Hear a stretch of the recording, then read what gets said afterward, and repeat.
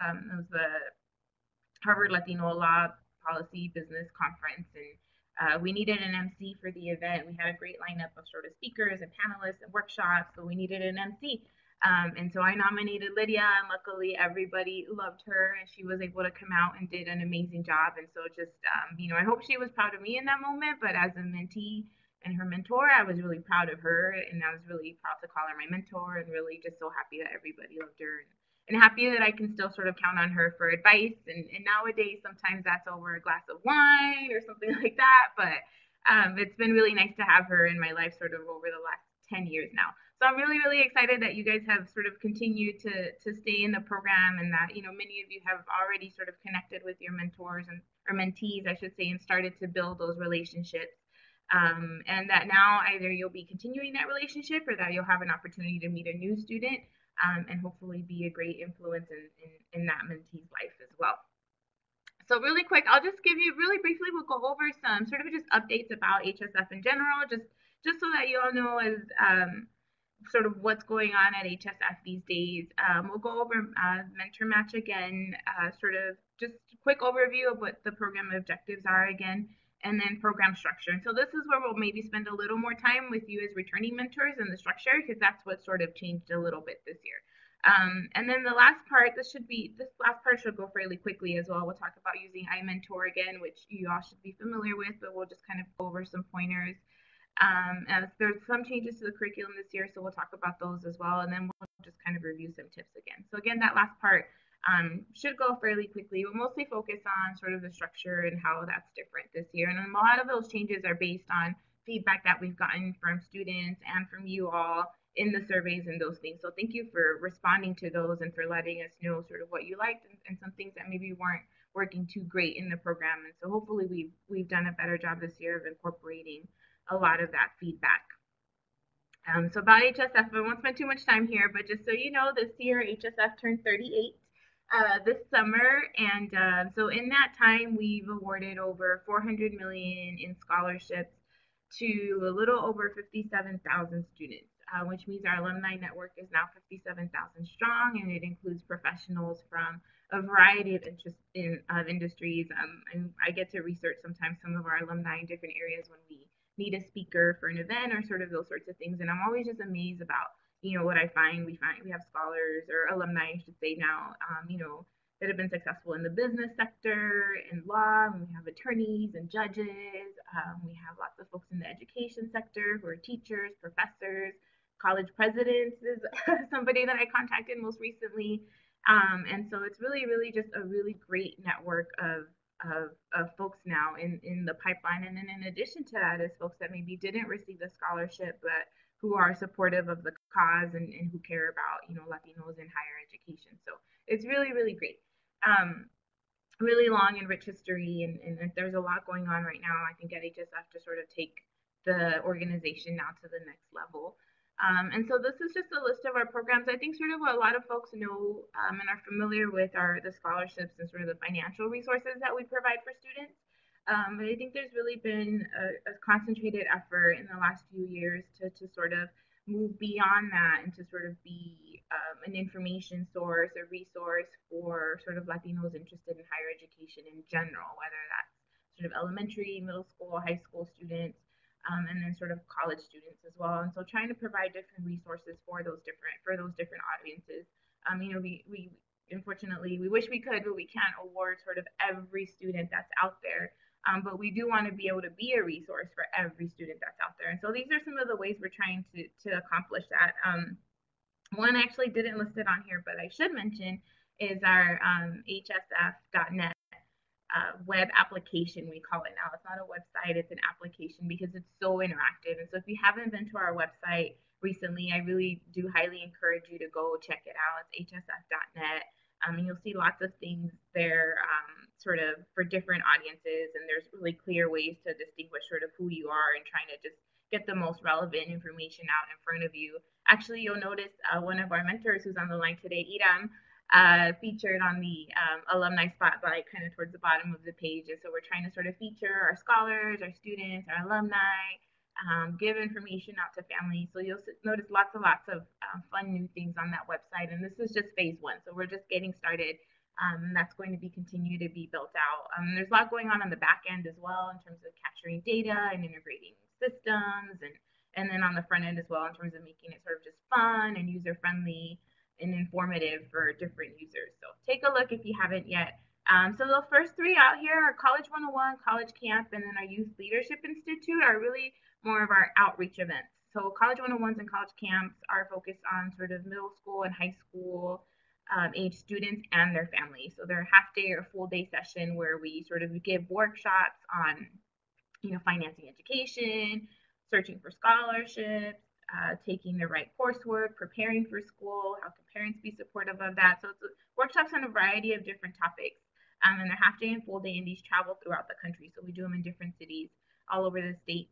And then our Youth Leadership Institute is sort of a much more intense version of that. And that one is just for students. We pick about 100 students in different cities throughout the country, and this happens over the summer so that we can bring the students onto a college campus. And so the kids get to spend 3 days and 2 nights on a college campus with, where they go through a variety of different training and workshops that are sort of informative. So there's that information sharing piece, but then part of the YLI, and what I think makes it so special is that there's also sort of this sort of empowerment piece that goes on as well. It very much is sort of leadership development, empowering, motivating event. That's really, really great. So Mentor Match, you're familiar with, we'll talk about today.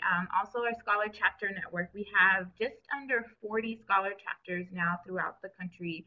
And what those are student-led organizations on college campuses, typically started by our scholars on that campus. And that's really just another support network. So they meet and do various professional development workshops. I recently presented, for example, to our USC chapter here. They wanted a workshop on writing resumes, and so I helped them with that. Edam actually helped us recently as well with the presentation on sort of marketing and presenting yourself as well. And so they do, so sometimes activities are like that, sort of professional development. And other times they're just kind of fun, social, so that helping connect sort of other Latino students on campus. But as I said, we have just under 40 of those throughout the country. And then we get invited to participate at various outreach events. So it may be, most recently there's a high school in New York City that wants to have a college fair for their students, and so we're participating in that. Or in Miami recently, there was a Miami Family Expo, and we got invited to have a booth at that. There was a workshop, let's see, in San Diego recently where there was a group organizing an event that wanted a workshop on paying for college, and so we helped with that. And so we get tons and tons of these requests that come in sort of from throughout the country, and we try to answer their call as much as possible. And what's been really great, and the reason I'm actually mentioning all of these things is because there's ever a time that you sort of want to volunteer or get even more involved with the organization, we always use volunteers for these events. And actually the reason we're able to participate in so many outreach events is because we rely on that sort of alumni and volunteer network to help us be in those places. And so our outreach team here at Central Office is fairly small, and so we get a lot of requests from a lot of different parts of the country. And so what we've done now actually is reached out to our alumni, to our scholars, and to our volunteers and said, hey, there's this event going on in San Diego. I need a volunteer to give a workshop on, X, Y, and Z. And I have a presentation for you. I just need somebody that can go and be there on our behalf. And we've been really, really fortunate in that our volunteers and our alumni have answered our call, and we've been able to participate now in many, many more outreach events as a result of all of your help. So thank you all if you've participated in one of those. If you're interested in participating in one of those, let me know. We get all those requests sort of get funneled into me, and then I sort of recruit the help and send out the troops. But it's been really great. That means that many more students, that many more families are getting this critical information. And then the last thing I'll mention is our alumni reception series. And so we are having 6 alumni receptions throughout the country this year. I'm trying to remember the cities. We just did New York in October. San Francisco is next in December. Dallas is in January. We did. Let's see. Yeah, and then I can't remember all the dates, but we will be in LA. We'll also be in Miami, and we'll be in Chicago. Those are the 6. So if you live in any of those areas, you're more than welcome to come. You should get the invite, and if you don't for some reason, reach out to me. We'd really, really love to connect with some of you all in person if there's ever the opportunity to do that. So that's just a quick overview of sort of at least the key sort of national programs that are going on. There's a lot more going on, but I think these are sort of the key programs that students from all over the country can participate in. So really quickly, these are sort of where the sort of intended goals of the Mentor Match program, and I think that so far we've done a pretty good job of meeting those. Sort of at the very basic level is just connecting college students with youth, right? College grads. The other is just to kind of help build different skills in the students, right? And some of those are sort of what I labeled here as college survival skills, but where you can talk to the students about things like time management and maybe selecting a major, or maybe looking for an internship and those sorts of things.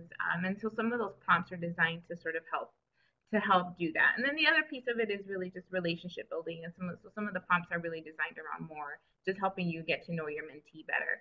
The next thing is really just building the students' networks. As I said, there's this, there's sort of us here as a staff at HSF, and then there's this like vast alumni network.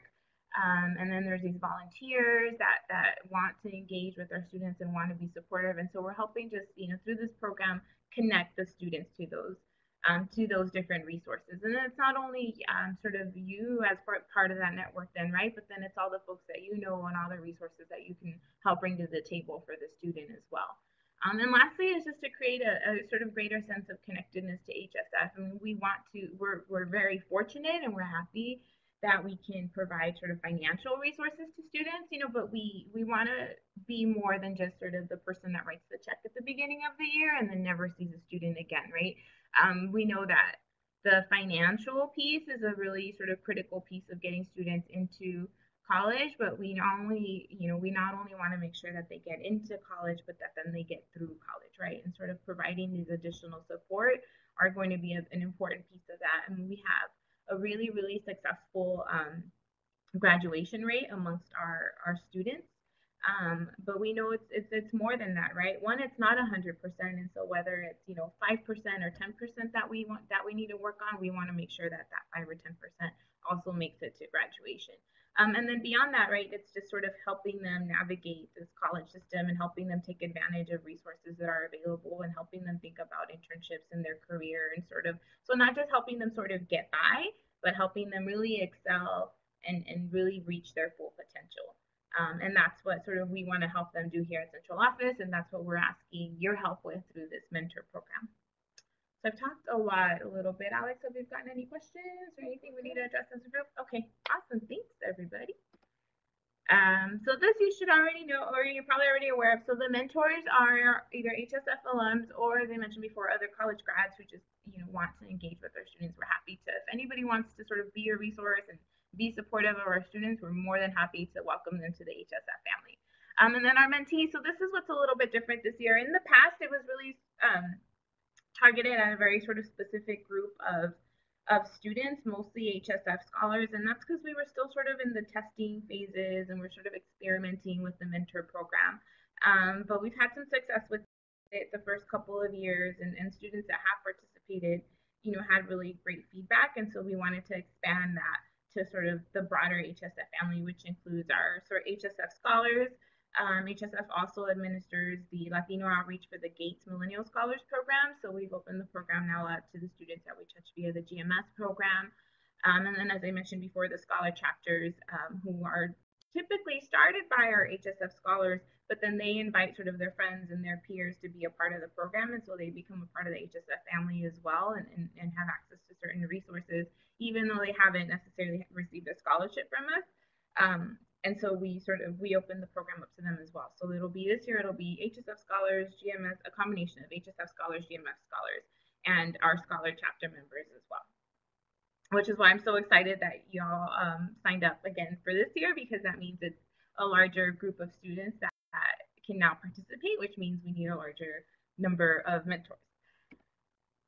So I won't go too much into this because you've all sort of been through this before. Thank you for sort of doing the background check again. This year, in the past, we sort of screened everybody on an annual basis, but the first 2 years, but because the first group of mentors and sort of mentors in year 2 were two totally different groups. There wasn't a whole lot of transition from year 1 and year 2. So sort of the policy had been sort of to rescreen everybody every year. And so we sort of stuck with that this year again, but this is the first year actually that we have lots of mentors from year 2 rolling into year 3, which is great. So this may change a little bit next year, but for this year, we thank you for sort of doing that process again for us. Hopefully it's not too cumbersome. It's just a few questions. It takes 2 to 3 minutes to sort of complete the online application. I think most of you have done that. For those of you that haven't, make sure you should have received that link from me already. So make sure you find that email and go ahead and complete that, because it's a personalized link for your profile and it's only active from 7 days of when we send it out. So you want to make sure you get to that as soon as you get it. And I promise it's really just your name, address, social, date of birth. It's like 4 or 5 questions. It takes 2 minutes to fill out. So if you could do that, that'd be great. And then sort of the matching and confirmation. So that will be a little bit different. So some of you requested to stay with your mentee, and others maybe were ready. Sort of what I heard a lot also was that some of you have felt that you sort of already developed this great relationship with your mentee through the program last year, and that you sort of now have a more informal relationship and communication with them, and so you'd like to take on a new mentee. And what I also heard from the students was a very similar thing, was that actually I have my mentor, and he or she was great, and I feel like I can call on them when I need them. I'd like to meet somebody new now. So sort of they're wanting to continue to build their network, which is great. So the good news is that nobody's match is ending for sort of bad reasons, right? Nobody's breaking up on bad terms, which is good. So some of you that did request sort of to be in the same mentee may remain in that match. Others, maybe the student, as I said, mentioned, I feel like I can call my mentor and I'd like to meet somebody new. Or maybe they said, this school year is going to be really busy. I may not have the time. And so you may have requested your same mentee, but you may be paired up with somebody new. And as I said, it's not necessarily a bad thing. Nobody's breaking up on bad terms. And then some of you maybe didn't have a mentee last year, and you're sort of coming back from year 1, or you signed up for last year and just didn't get paired up, or sort of those other kind of funky circumstances or whatnot. And we'll be pairing you up this semester as well. And as I said, right now I have quite a bit of students, and so everybody should, on the mentor side, be getting a mentee this semester, which is great. I actually need to recruit a few more mentors because we have some students that we may need to pair. In early January, so in the spring semester, just because the numbers aren't quite matching up yet. But we're working hard so that they do, and so that everybody gets matched up. But you as mentors should definitely be getting a mentee this semester, and so we're working on that. Actually, we just finished up all of the trainings. Was it last week, Alex? Yeah, all the trainings last week. And so we should be, it's really just been a process now, following up with folks and make sure they complete the application and make sure they complete background screen and all those sort of little things.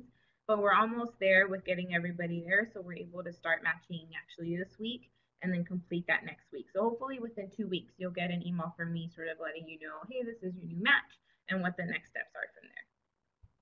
Any questions about that process? You good, Alex?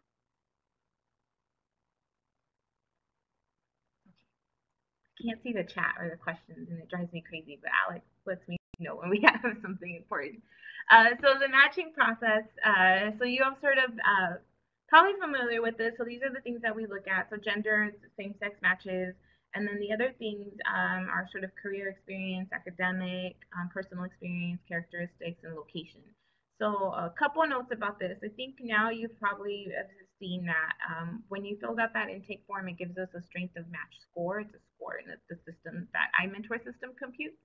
And so that helps us see sort of, I can pull up, for example, if Alex was a mentor, I can pull up Alex's profile. And to the right of Alex, I'll get sort of the profiles of a few students that have a good strength of match score for Alex.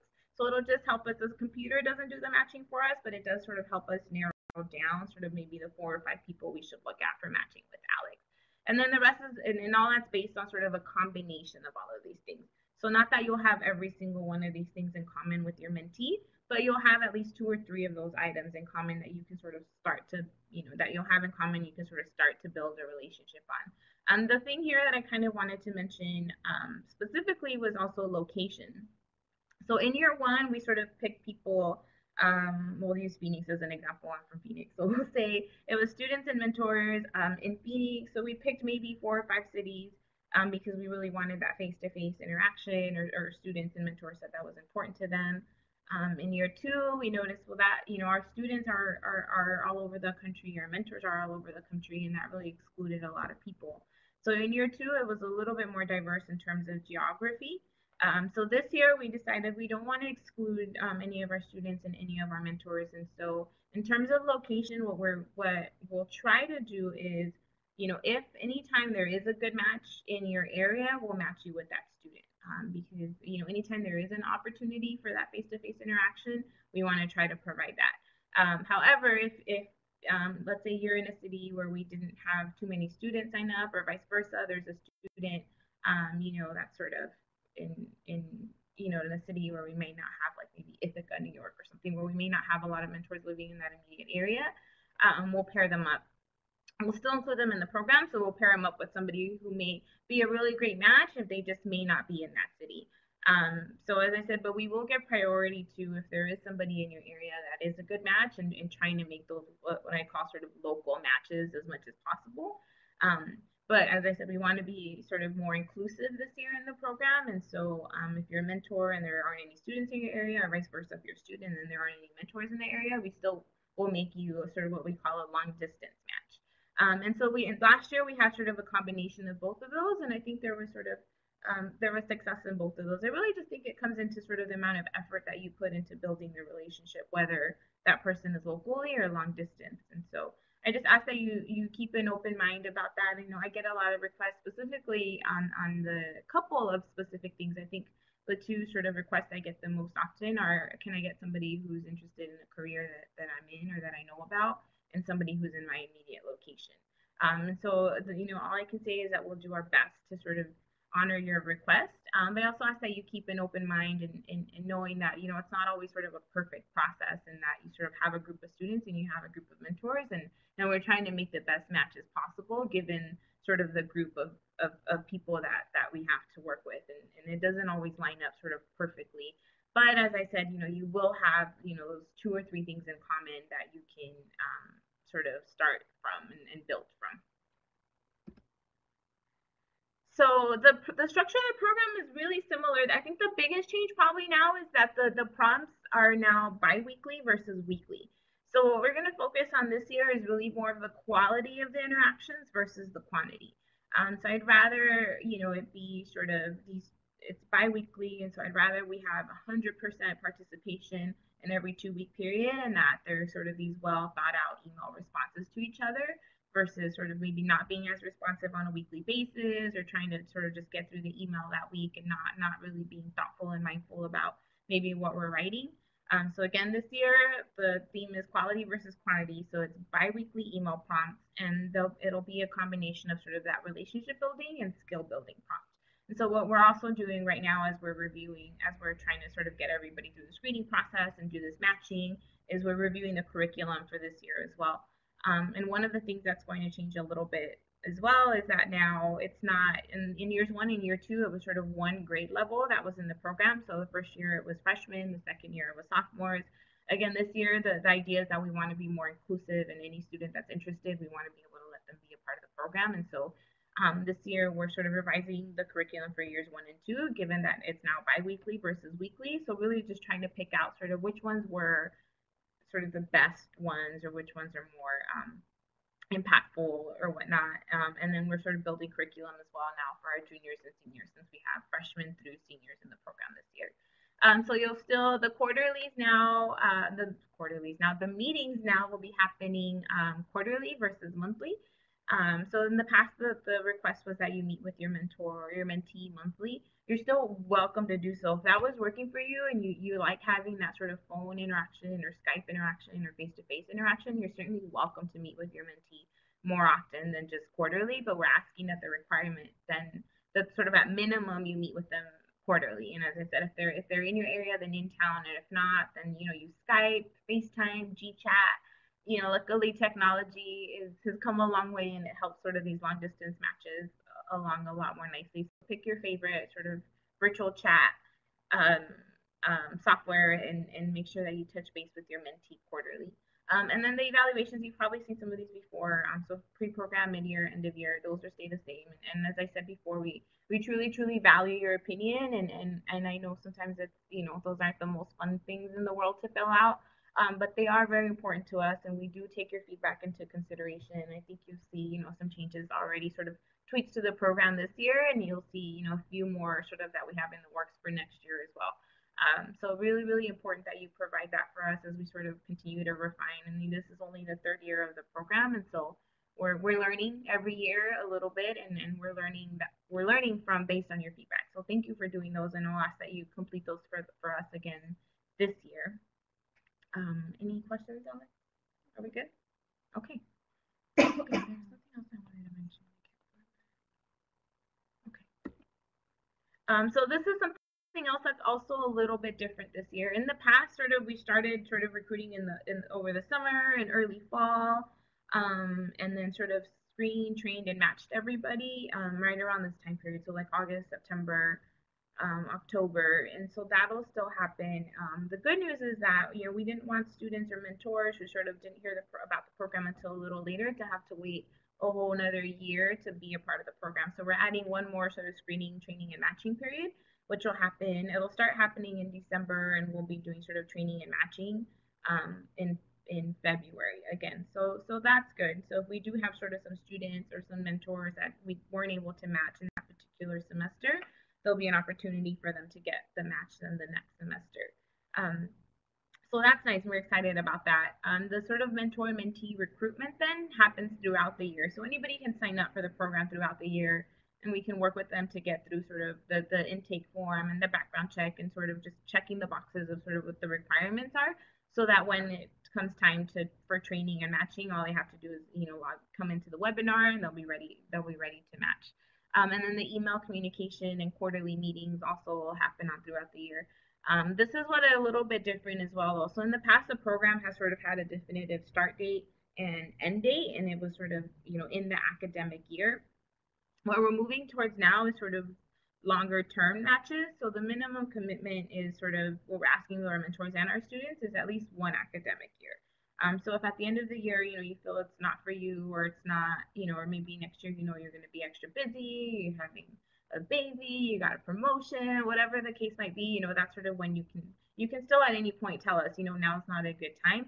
Ask that you do it if you do need a drop from the program, that you do it sort of during these screening, training, and matching periods, so that we can get the student sort of quickly paired up with somebody else. So that would be sort of now kind of early fall semester, which is really summer for most of us, and early spring semester, which is really, I guess, still winter, no? Like January, so that we can get the student matched up again. But sort of the default now will then be that you remain in your match until either you or your mentee let us know, hey, either we're sort of ready to, we're going to keep in touch informally, we don't think we need to be in the program anymore, or maybe, I have this great mentor already, kind of like the feedback that we've already had, right? Whereas like, I'm really interested in meeting somebody new in the program. And so we'll be doing those matches and rematches during those 2 sessions. But as I said, so now the default is going to be that once you have your match, you'll remain in the match and you'll remain in the program. And there isn't going to be sort of the start and end period over the summer, so that we don't have this lull anymore. So now once you're matched up, you'll continue to get your biweekly email communication and continue to get sort of the communication via the program and those things just throughout the year once you're matched up. So you'll be all set until you and your mentee are ready to move on, at which point you would let us know.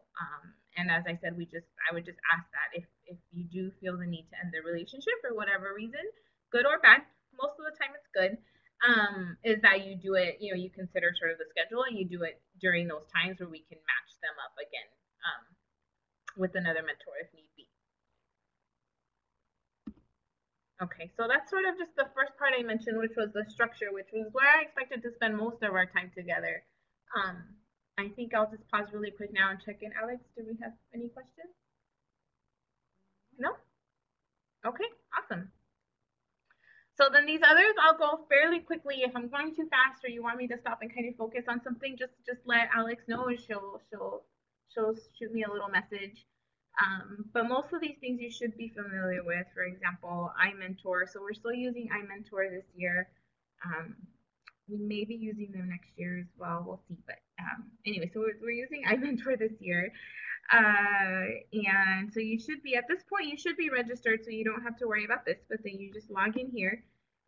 You've already gone through the background screen, so don't worry about that. You're here at training today as well.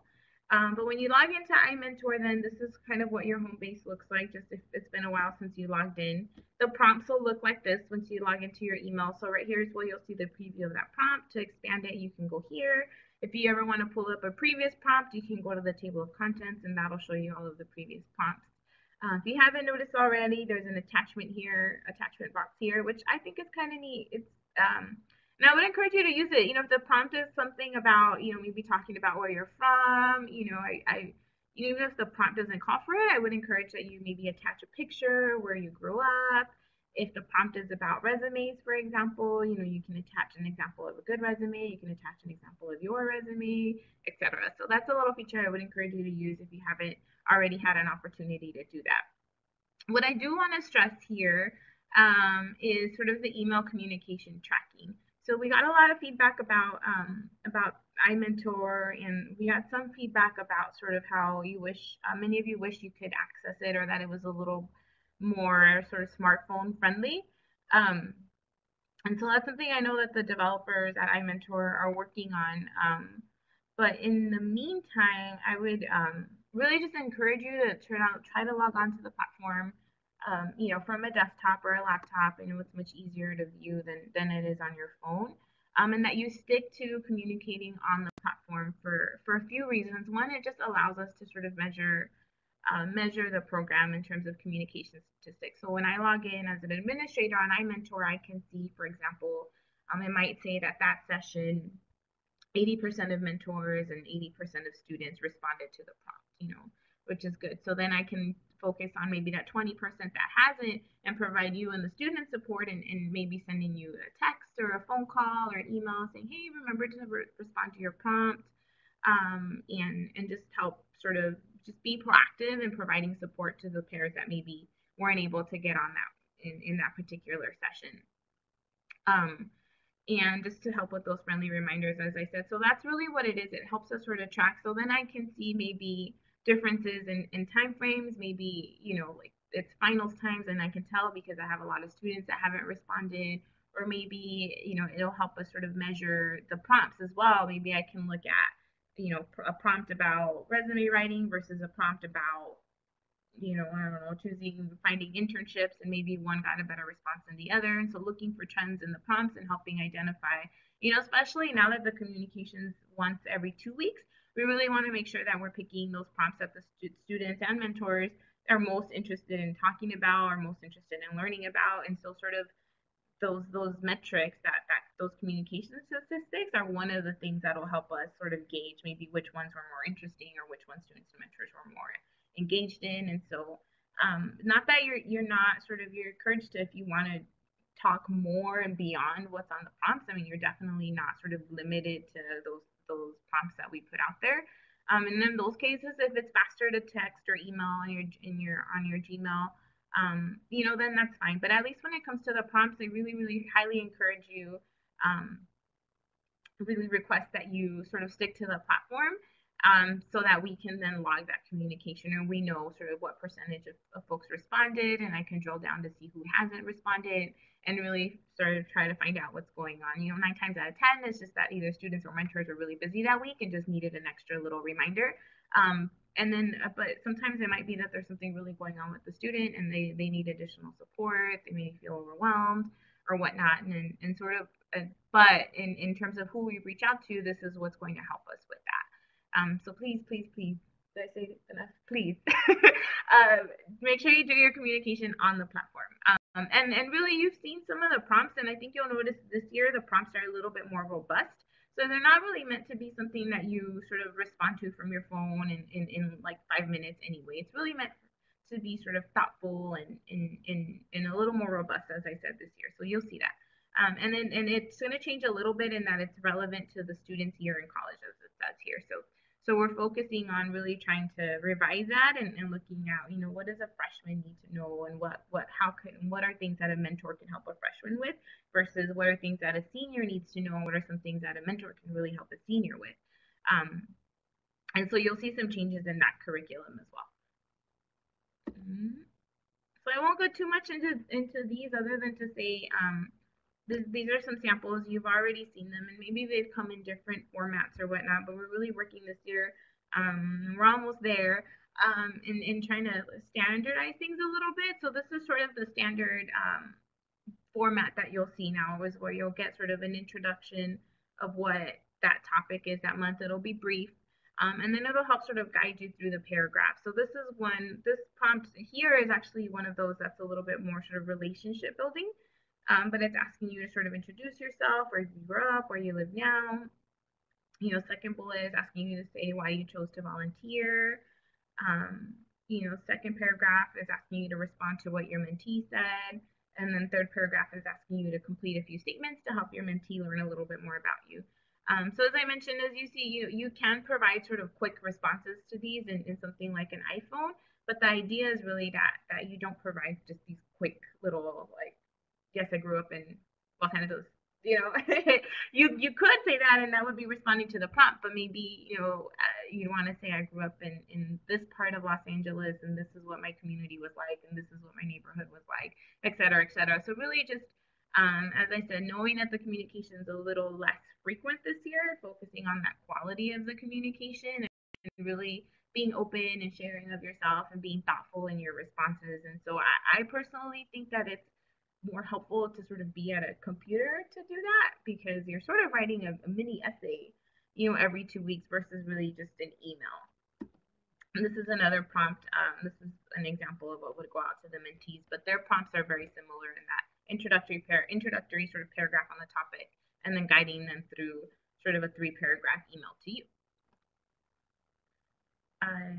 And so let's see. Okay, so this you should somewhat be familiar with as well. So we'll be there for support along the way. It'll be myself, and we're hiring an intern if you know anybody in LA that's looking for a part-time internship. So you'll have 2 of us here at the office sort of dedicated to this for support. So we'll be sending the email prompts out and sending you reminders to communicate. So I will say now, disclosure is being part of this program. You give me permission to contact you if you haven't responded to your prompts. So that may come in the shape of an email, a phone call, or text message or whatnot. So we really, like I said, we really want to do a better job this year of helping provide support to the pairs, to the matches. And so part of that support then will include little friendly nudges along the way if you happen to need a nudge that session. But I don't anticipate many of you will, but every once in a while things get crazy and we need a little reminder. And so I'm going to do my best to try to be that reminder for you when you do need it. And so I encourage you to ask questions, check in with our staff, if with me or our intern or anybody here in the office anytime you need additional support, and that you please respond to the surveys, because as I said, we take those really seriously. So this really briefly are FAQs, which I think I can sort of glance over. Some of you maybe have already, experienced some of these challenges as you've been in the program. But just as a reminder, so if your mentee doesn't email you first, for example, the way the prompts are designed, it's really the mentee supposed to respond first, and then the mentor responds second. But I would encourage you, if it's kind of coming close to the end of the 2-week session and your mentee still hasn't responded, I would encourage you to respond anyway, as best you can. And so I really, I'm going to ask you as the mentors to really be sort of the driver of the relationship, and be the one sort of, responsible for nurturing that and leading that. And students, may not be as responsive at first. Most of our students, I think, are, but others might need a little more sort of help on your end in sort of realizing the value that can come from something like this. I think, all of us now as working professionals, in hindsight's 2020, right, can sort of understand the value of a mentor, and sort of maybe because we had one as an undergraduate, or maybe because we've had one now in our careers, but my guess is that the fact that you signed up for being a mentor is that you sort of understand the value of having a mentor. Um, but students may not know that, right? They may not have had that mentor yet in their lives that really shows them what what can come of a relationship like that. And so I just encourage you to be consistent. If they haven't emailed you, I'll do my best on my end to make sure that they do. But if for some reason they haven't, I encourage you to go ahead and respond anyways, and just continue to model that behavior that you'd like to see come from your mentee. If my email won't send, what's wrong? You should know this. So the biggest thing, honestly, is that most people forget to put a subject line in. So it's probably the one thing that doesn't automatically get filled in for you when you put in your email. So just make sure you have something in there. And if it's still not sending, then you can contact me. We'll get with the tech team. My mentee only writes a few sentences. What should I do?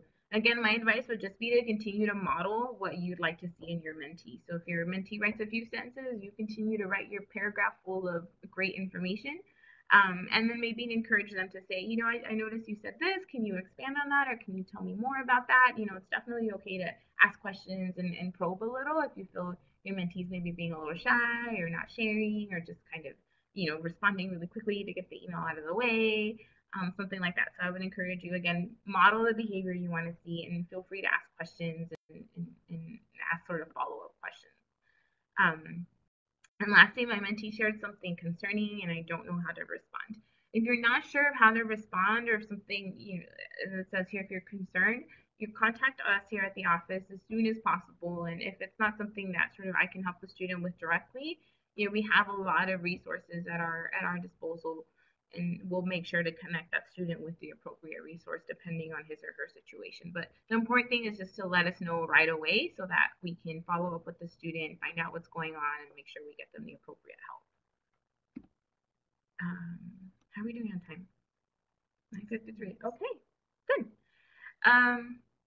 So this is an activity, I think it's, I guess I'll just ask you to reflect for a minute and think of the mentor you had while you were in college, or of the mentor maybe you wish you had if you weren't fortunate to have somebody like that, in your life at that point. And think about maybe what made them so great.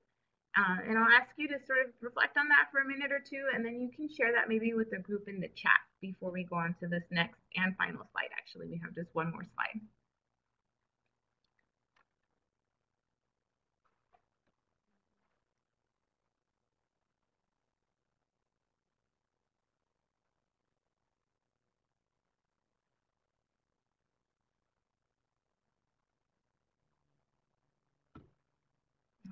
So this is my checkpoint too, to make sure everybody's still there. Respond. Put something in the chat so I know you're still with me.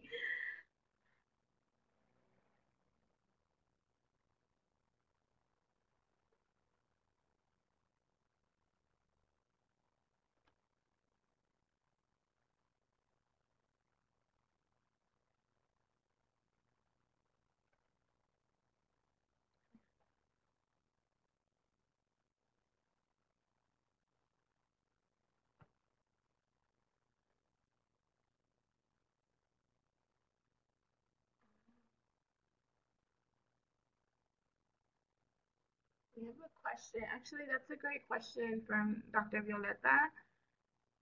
She asked what the timeout is for the iMentor platform. You've been caught writing messages and the message disappears.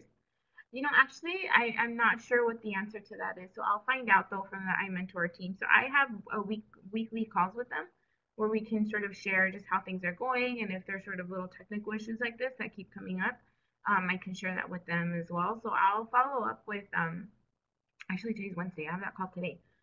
So thanks for I'll follow up with them about that and get an answer for you and send that to you directly. I'm not sure how much time you have. My guess is that my hope is that you have the ability to save as you're working on it. But I'll find out and let you know.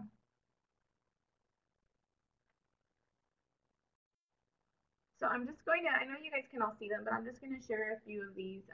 Margarita says in regards to her mentor that it was somebody in her field of study, helping with college insight as well as proper steps to take to get as far as possible in my career. So that career support is important a lot of times, especially when they're very sort of specific career trajectories or very specific things you need to do to be in a certain career.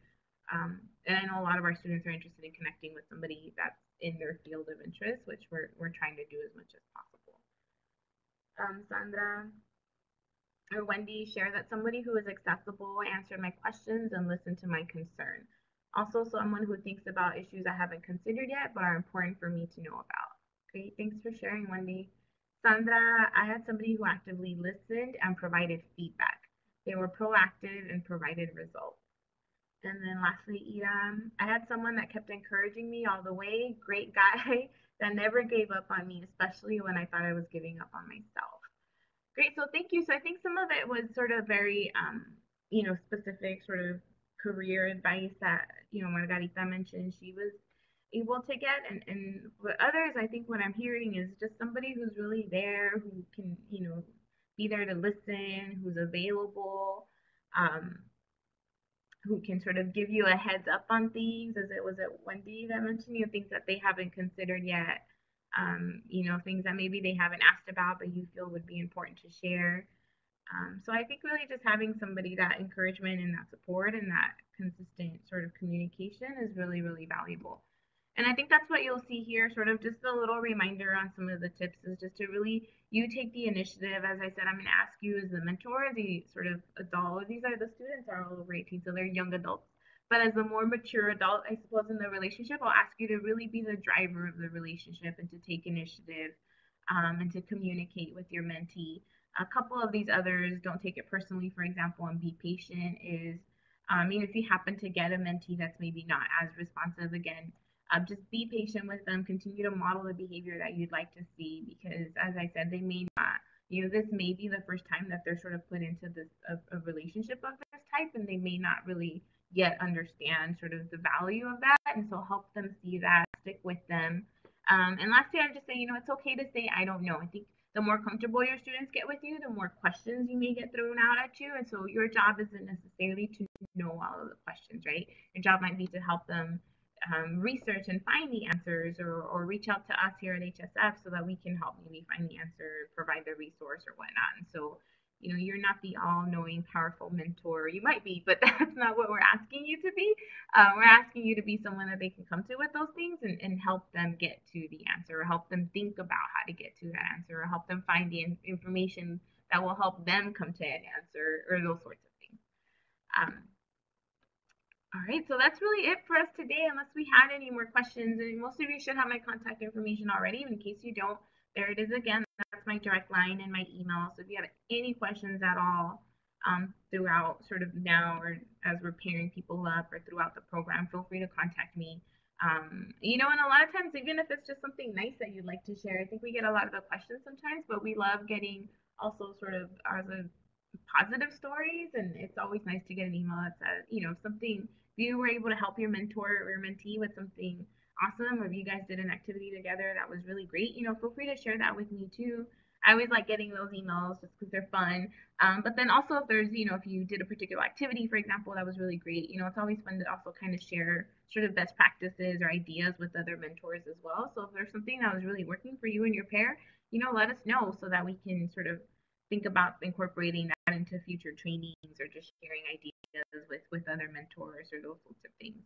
And as I said, we really, really value your feedback. So there's sort of the formal feedback that comes in via the surveys, but if something's not quite working out, or something is working really great, let us know as well. At any time throughout the program, we really, really are open to that feedback, especially in this year as we're really taking a closer look at the program, and thinking about what we want it to look like in future years. So I'll stop for a moment just to make sure we don't have any more questions. Are we good? Okay. I don't see any.